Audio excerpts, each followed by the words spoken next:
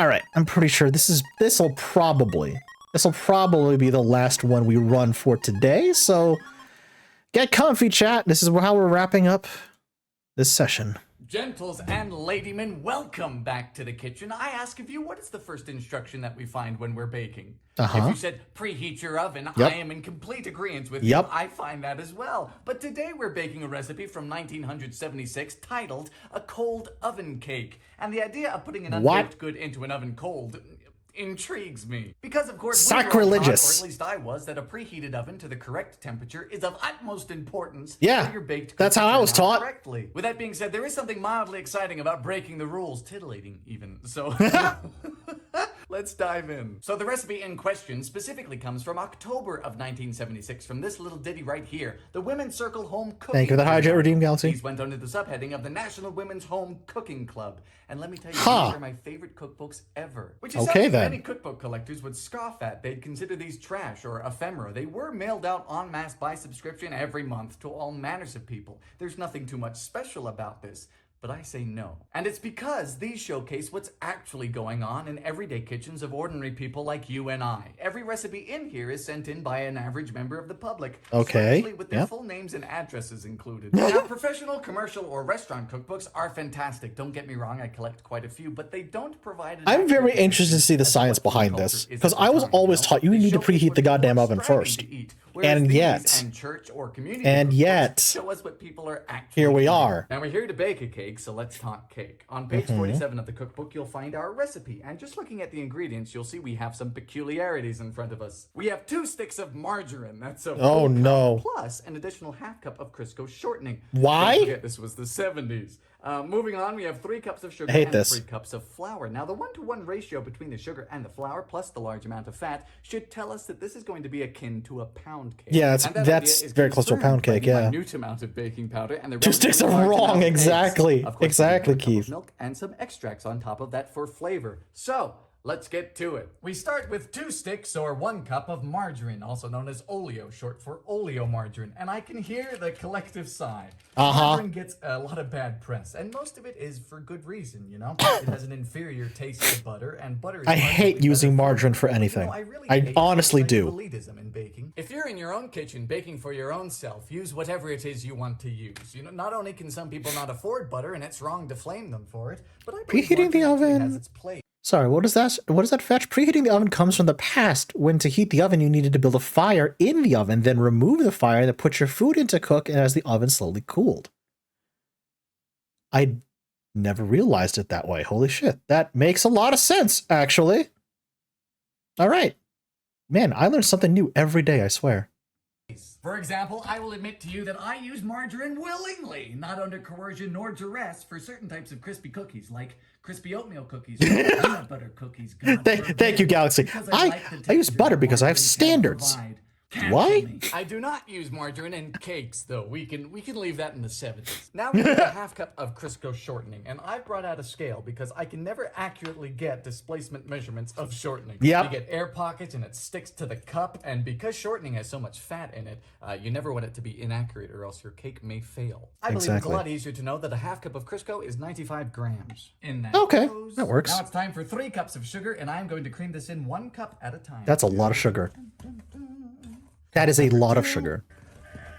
And our last one in. You know, sugar in a carton is so much easier. So I have a lot of people on TikTok and YouTube who ask as to why I don't use an electric mixer or a stand mixer to cream together my butter and my sugar. Or the margarine and the sugar in this case, because it's a very important step in baking, right? The cream. It is very important. And especially in a pound cake item like this. And really, I have 2 reasons. The first reason is I just really love to bake. So if I'm going to bake, I want to bake. I want to be down in the process. I want to be well involved in the situation because I find it fun.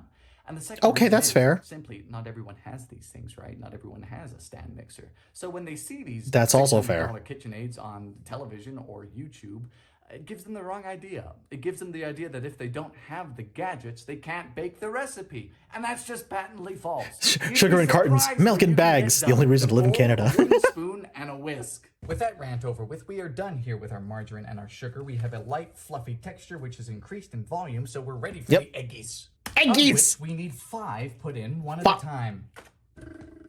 That's a lot of eggies. So we are on our third egg now, and as you can see, that's a lot of eggies. Quite smooth, and it's taking on a lovely yellow golden color, which is a welcome departure from the sickly pale Crisco and margarine. Alrighty, all of the eggs have been incorporated, well beaten between each addition, so we're moving on to the dry. How big is this cake? Yeah, exactly. 3 cups of sifted flour, so there's 3 in the sieve right now, and then only a ½ teaspoon of baking powder. It's lemon like I colored. always say, I don't do this typically for recipes when I'm baking for myself, but in those that ask for it, you best know I do. We also need a cup of milk. Sifting your flour is actually pretty. It's useful for recipes that are like supposed to be fluffy in texture. Like milk to the dry ingredients is just so that we don't break the batter. If we added in all the milk at once, it would get far too loose, and it would threaten all of the air that we worked so very hard to incorporate during the earlier steps. That's true. Yes. I'll tell you what. Unlike cakes made with butter, which smell really quite nice at this point, this doesn't smell like anything. Oh, margarine.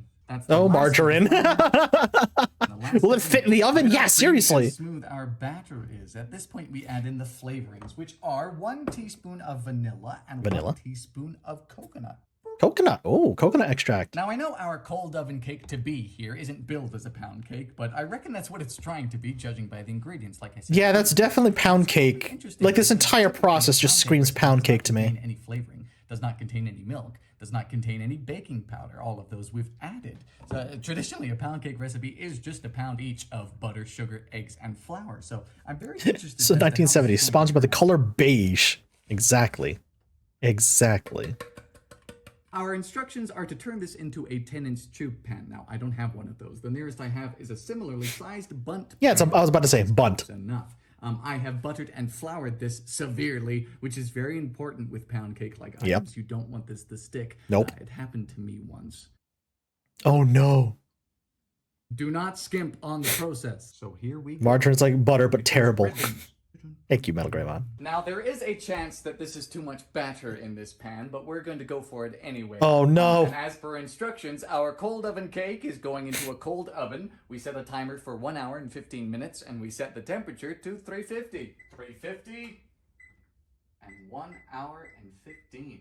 And oh, boy. Wait. We've reached temperature after 12 minutes, and the cake is just starting to form some bubbles. This is 40 minutes in, and still looking quite pale, got a bit more bubbles, but also starting to exceed the pan as I feared. Yep. I think all will be okay. With about 10 minutes left on the bake, I wanted to share with you yet another reason why I adore these periodical cookbooks. Interesting. And that is because of the small glimpses of current events. Like butter, an abomination. Exactly. Exactly. And on page 9 of this edition, you'll find an article titled, Getting Ready for the Metric Kitchen.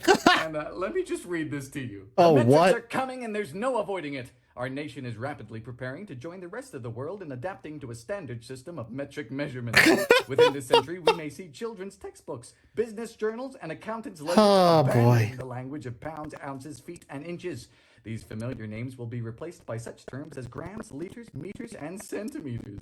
And the change in language. Can you imagine? It will follow us all the way into the kitchen.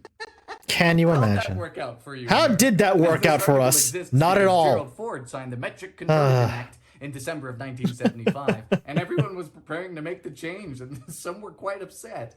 It was quickly repealed by Reagan in 1982, if memory serves correct. Of course. I just think of course it was. Hilarious. Listen to Mission failed. We'll get him next time. Fair It smells good now, too. So getting things out of bunt pans can be notoriously tricky. Yep. So my plan of action is to let this cool down for about 5 minutes, attempt to turn it out, and then we'll let it cool down completely before we try it. Here goes nothing.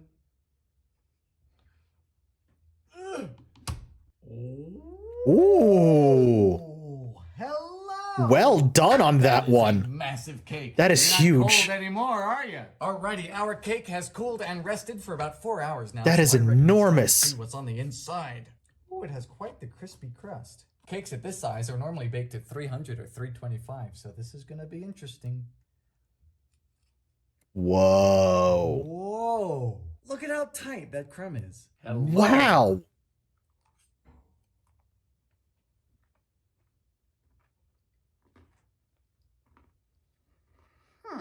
There's something quite special here. Huh. You have a browned, crispy exterior, but the inside is where the magic is. It's the tightest, most densest crumb I've experienced. And it almost lends itself to a fudgy consistency in a very positive way. Really? Undercooked. It's It's very pleasant. Interesting. The base is also really good, which it shouldn't be, and I'm slightly miffed about. There's margarine and Crisco in it. But I do think that's just the 3 cups of sugar talking. This is a wonderful cake. Now the question is the cold oven the secret? Does it make a difference? And I'm inclined to say yes, that there's no way it doesn't make a difference. Starting the baking process I was about to say, essentially gives a lot more time for the large bubbles to make their way to the top and pop before the cake starts to begin building its structure. That's true, actually, yeah. So as the temperature rises, the cake is building itself upon a finer network of air pockets. Yeah, you know what? That checks. Structure builds gradually. Or at least that's my hypothesis. Do I think you'd get a vastly different He might be onto something with that, honestly, yeah. No. I'm quite sure you. Dylan might be onto something with that. I never thought about it that way before. I'm not sold that these results are unique to the quote cold Interesting. either. I posit that you could get similar results if you say left the batter in the bundt pan for a little bit before you baked it in a preheated oven. Perhaps this is just the easiest or the most replicable way of getting interesting. Very, very interesting. It's fantastic. And it uses margarine, which means if you use butter, it's got to be really good. We should also give credit where credit is due. This recipe comes to us from Kathy. Oh dear. Kathy N. from Huntington Station, New York. So it has been a few days. That is an unfortunate last name. Uploading this video where it stood. However, if I were a cat, curiosity would have killed me a long time ago. Because Kathy from Huntington Station and her potentially problematic mispronounceable surname and her cold oven cake have been in my dreams. And they've driven me to want to bake this cake in a preheated oven. Yeah, I was hoping we'd do this. I am truthfully fascinated with this cold oven idea, and I need to know whether or not that fascination is warranted or misplaced. So once again, we have our buttered and floured bundt pan, and we have our cake batter. Now our cake batter is prepared in the exact same manner as we just did previously. Same ingredients, same method. The only difference is we're going to be baking this in a preheated oven. Yep. Now I won't lie, there was a big part of me. Galaxy, I can't say the person's last name or else I'm gonna get in trouble. Burn, because of course with the cold oven cake it was not. I'm gonna get in trouble. The entire time it was cold.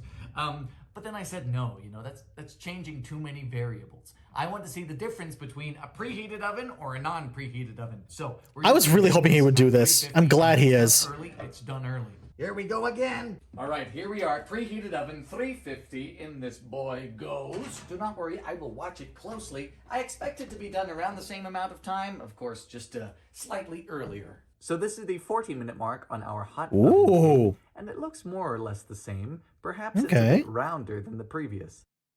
Cold oven at 40 minutes. Yep. Alrighty, this boy was done in 1 hour and 5 minutes, and it looks definitively different. Yeah. Just on first inspection, this one has cracked a lot more markedly, and it's domed more as well. Let's see how this works. Hello. This angle looks more or less the same, but we're gonna let it cool. Oh, this feels different. It's jiggly. Whoa. Oh, peculiar. That certainly is a different crumb. That crumb texture is. It's not vastly different, but let's see if it's very different. Very different looking, at least. Shiny sandy gas. Wow, that is different. It's just not as good. The crumb is more crumbly. Really? It's not well put together. And it tastes drier. The positive fudgy-like consistency of the previous cake is gone. The density. Wow. I can't say with any degree of certainty that one of these cakes tastes better than the other, but I can say with certainty that I feel as if the previous cake tasted better. And it brings to light an important note, which is texture of a baked good plays a more important role in taste perception than you think. And I much prefer the previous cake. To be honest with you, I did not expect this much of a difference. I expected this cake's outer shell to be a bit more burnt and crispy compared to the other. That's it. But this it certainly validates Kathy, doesn't it? Now I am an amateur. Thought is during the preheating process, the oven is the hottest because they need to reach the temperature quickly, so it cooks differently. Oh, that's true. Yeah. That's also true. I have a lot of cake to eat. That's it for me today, and I'll be seeing you quite soon. This was fun. That was honestly quite interesting and incredibly educational. I enjoyed that. That was nice. That was cool. That was very cool. Okay, chat, on that note,